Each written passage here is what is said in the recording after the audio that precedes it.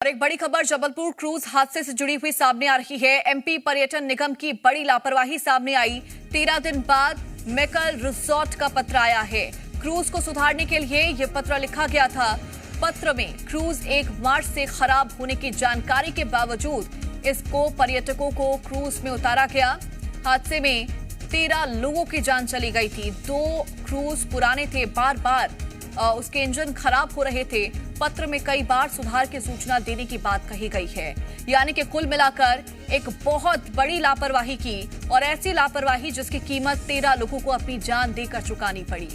अब सवाल ये कि जब ये पत्र जिसमें जिक्र किया गया कि उसका इंजन बार बार रुक रहा था, उसको रखरखाव की जरूरत है, कितने साल पुराना ये क्रूज था, उसके बावजूद इसको क्यों संचालित किया जा रहा था? आखिरकार क्यों पर्यटकों को इसमें घुमाया जा रहा था और लगातार इसका संचालन वहां पर हो रहा था?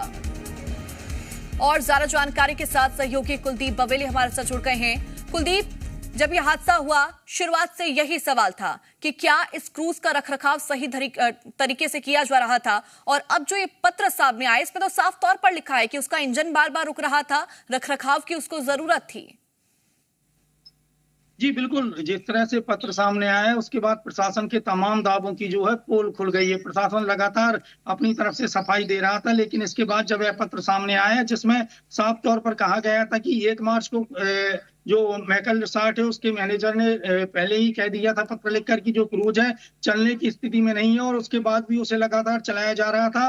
मरम्मत के लिए लगातार लिखा जा रहा था पत्र, जो है प्रशासन को लिखा जा रहा था, लेकिन उसके बाद भी प्रशासनिक लापरवाही के चलते यह कहीं ना कहीं एक बड़ा हादसा हुआ है। पत्र सामने आने के बाद अब जो हड़कंप की स्थिति प्रशासनिक अमले में देखने को मिल रही है, लेकिन कहीं ना कहीं जिस तरह से 13 लोगों की जान से इसमें खिलवाड़ किया गया है और यह काफी गंभीर मामला है। दोषियों पर क्या कार्रवाई होगी अब यह देखने वाली बात होगी, लेकिन जिस तरह से पत्र सामने आया है इस पत्र में साफ बताया गया है कि जो क्रूज है वो चलने की स्थिति में नहीं है। उसका एक इंजन जो है खराब हो चुका है, दूसरा इंजन जो है बार बार रुक जाता है, जिसके कारण लहरों में भी इसे काफी परेशानी का सामना करना पड़ता है। पत्र में पहले ही उल्लेखित किया जा चुका था कि जो क्रूज है वह डैम में उतारने की स्थिति में नहीं है, लेकिन लगातार इसके बाद भी क्रूज का जो संचालन है किया जाता रहा, और यह लापरवाही है जो लोगों की जान पर भारी पड़ी और जिसकी कीमत 13 लोगों को अपनी जान देकर चुकानी पड़ी है। देखने वाली बात यह होगी कि अब पत्र सामने आया है,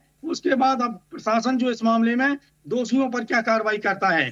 लेकिन निश्चित तौर पर कुलदीप, देखना ये होगा कि जब ये पत्र इसमें बार बार जिक्र किया गया तब एक्शन नहीं लिया गया, तो आखिरकार इस हादसे के बाद क्या एक्शन लिया जाएगा। बहुत शुक्रिया तमाम जानकारी साझा करने के लिए।